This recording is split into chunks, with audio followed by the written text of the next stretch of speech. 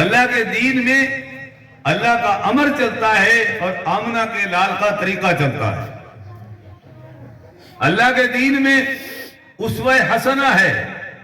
اللہ کے دین میں کالی کملی والے کی سنت ہے.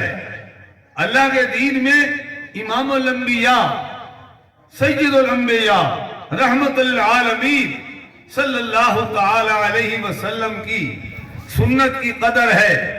آپ صلی اللہ علیہ وسلم کی شریعت کی قدر ہے. اس کے علاوہ مجھے اور آپ کو حق حاصل نہیں ہے کہ ہم اپنی مرضی سے کوئی نیا دین بنائے اور دین میں کوئی نئی بات شامل کریں. کسی کو حق نہیں دیا. اور میں کہا کرتا ہوں، میں عام اپنے بیانوں میں یہ جملہ بولا کرتا ہوں کہ 3 چیزیں مسلمان اہل ایمان اپنے دل میں بٹھا لے. 3 چیزیں یاد کر کے جاؤ: عظمت رسول، محبت رسول، اطاعت رسول. 3 چیزیں ذہن میں رکھ لو. ان تینوں چیزوں کے اندر اللہ کا پورا دین ہے. عظمت رسول، محبت رسول اور اطاعت رسول. اگر نبی کی عظمت دل میں نہیں، محبت کرتا پھر اس محبت کا کوئی فائدہ نہیں. اللہ کے نبی صلی اللہ علیہ وسلم کی عظمت بھی ہو اور آپ علیہ السلام کی دل سے محبت بھی ہو اور آپ علیہ السلام کی غلامی بھی ہو. غلامی کے بغیر بھی بیکار ہے. نبی سے محبت بھی ہے، نبی کی عظمت بھی ہے، لیکن نبی کی اطاعت نہیں، وہ بھی بیکار ہے. قرآن کہہ رہا ہے. اللہ نے کسوٹی، ضابطہ، اصول، قانون بیان کیا ہے قرآن میں. فرمایا بسم اللہ الرحمن الرحیم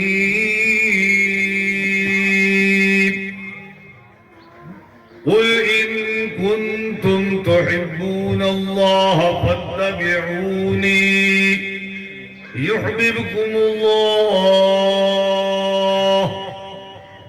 اے میرے محبوب، کالی کملی والے پیغمبر، والضحا کے چہرے والے پیغمبر، علم نشرہ کے سینے والے پیغمبر، مزمل اور مدثر کی شان والے پیغمبر، علم نشرہ کے سینے والے پیغمبر، طٰہٰ کے تاج والے پیغمبر، اے میرے محبوب حسن اخلاق والے پیغمبر، وَإِنَّكَ لَعَلَىٰ خُلُقٍ عَظِيمٍ،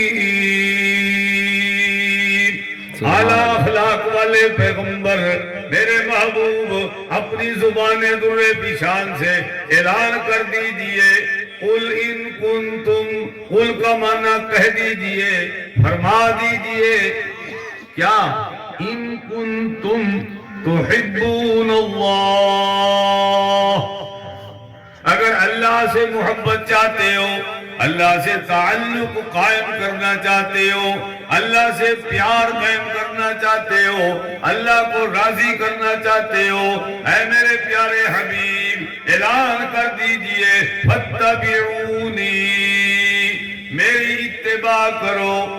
میرے آقا نے فرمایا میری اتباع کرو، میرے نقش قدم پر چلو، میری بات کو مان لو. جب تم نے میری بات مان لی، میری غلامی میں آ گئے، گویا کہ تم نے اللہ کی بات مان لی. جس نے آقا علیہ السلام کی بات مانی اس نے اللہ کی بات مانی. جس نے حضور کی غلامی کی اس نے اللہ کی غلامی کی. جس نے حضور کی اطاعت کی اس نے اللہ کی اطاعت کی. یہ قرآن کہہ رہا ہے. ادھر ادھر نہیں جانا. او ادھر ادھر بھٹکنے والوں، ادھر ادھر دھکے کھانے والوں، میرے کالی کملی والے کے دروازے پہ آ جاؤ.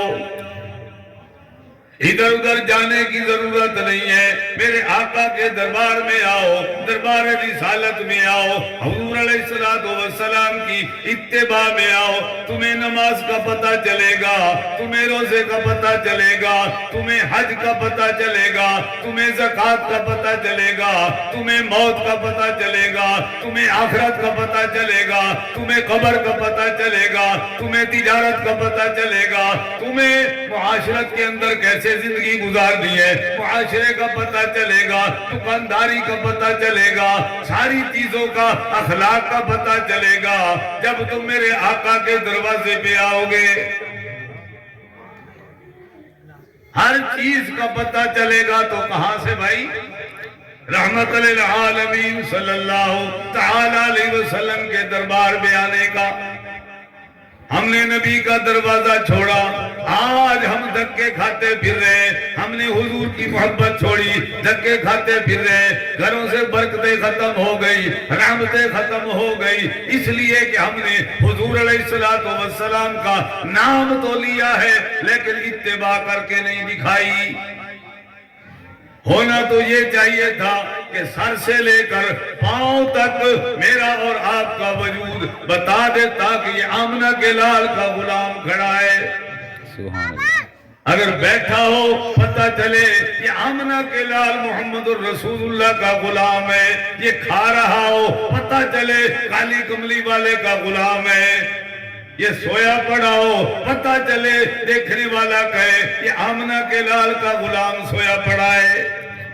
اخلاق ایسے بناؤ کہ آپ جب اخلاق سے بات کرو گے دیکھنے والے کو پتہ چلے یہ آمنہ کے لال محمد الرسول اللہ کا غلام ہے۔ تیری آنکھ بتائے یہ آمنہ کے لال کا غلام ہے، تیرا چلنا بتائے یہ محمد الرسول اللہ کا غلام ہے، تیری تجارت بتائے یہ محمد الرسول اللہ کا غلام ہے۔ آج ساری چیزیں ہماری زندگی سے نکل گئی، اپنی مرضی جیسے میں چاہتا ہوں وہ ہونا چاہیے، لیکن اللہ کہتے ہیں نہیں نہیں، جیسے میرے محبوب فرمائے ویسے کرو۔ خبردار، تمہیں اجازت نہیں ہے میرے محبوب کی سنت اور شریعت سے ہٹ کر اپنی مرضی سے کوئی بات کرنا۔ مجھے دکھا دو کوئی ایک صحابی جس نے اپنی مرضی کی ہو۔ آج تک سنا ہے آپ نے؟ اہل بیت کو دیکھو، صحابہ کو دیکھو، میرے آقا کے قدموں میں قربان ہو جایا کرتے تھے، عقل نہیں گھسیڑی، جو آقا نے فرمایا وہ مان کے دکھایا، اور اس کے اندر سوچا بھی نہیں، مشورہ بھی نہیں کیا۔ کیوں؟ حضور فرما رہے ہیں میں تاخیر کروں دونوں جہان برباد ہو جائیں گے۔ آقا علیہ السلام کی ایک ایک بات پر صحابہ کرام قربان ہو جایا کرتے تھے۔ اللہ کے دین کو آج لوگوں نے مذاق بنایا ہوا ہے۔ یاد کر لو، مرنا ہے کہ نہیں بھائی؟ بولیے۔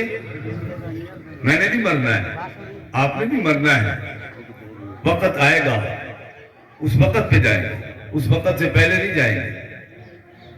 جس کا وقت مقرر ہے وہ اپنے وقت مقرر پر جائے گا۔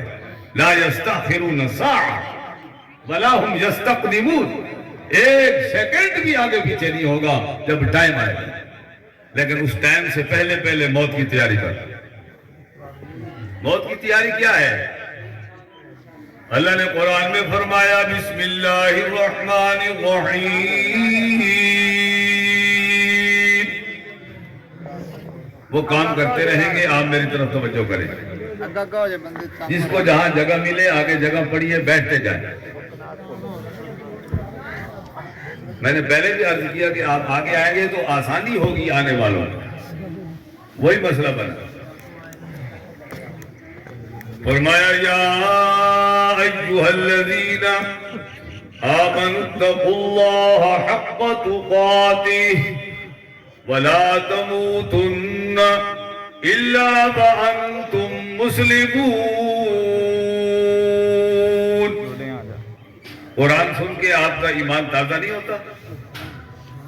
آپ ایسے بیٹھے ہیں جیسے اللہ معاف کرے قبرستان میں بیٹھے، جب قرآن پڑھا جائے اچھا لگے تو کیا کہنا چاہیے؟ سبحان اللہ، اور زور سے بولیے سبحان اللہ، اور جو بات اچھی لگے تو کیا کہیں گے؟ سبحان اللہ پہ زور لگا ہے؟ سبحان اللہ پہ خرچہ بھی نہیں ہوتا، پرچہ بھی نہیں ہوتا، بلکہ جنت میں چرچا ہوتا ہے۔ سبحان اللہ، ہاں، سبحان اللہ کوئی معمولی نہیں ہے، سبحان اللہ کا بہت بڑا درجہ ہے۔ سلیمان علیہ السلام کا تخت ہوا میں چل رہا تھا، نیچے ایک بندہ کھڑا ہوا ہے، اس نے کہا سبحان اللہ۔ سلیمان کا تخت دیکھا نا، خوش ہو کے محبت سے، کمال قدرت، اس نے کہا سبحان اللہ۔ سلیمان علیہ السلام تک آواز پہنچ گئی۔ سلیمان علیہ السلام نے تخت کو حکم جاری کیا کہ چل نیچے۔ تخت نیچے آیا، اتارا، تخت تابع، ہوا تابع، جنات تابع، ملائکہ تابع، ہر چیز سلیمان کے تابع تھی۔ نیچے آیا، اس بندے کے پاس تخت کو اتارا، کہا میاں ادھر آ۔ نیچے کھڑے ہو کر تو نے کہا ہے سبحان اللہ؟ اس نے کہا جی میں نے کہا ہے سبحان اللہ۔ انہوں نے کہا میری ساری حکومت، سلطنت، تخت، سارا کچھ لے لے، دولت لے لے، سونا، ہیرے، چاندی، جواہرات لے لے، سبحان اللہ کا ثواب مجھے دے دے۔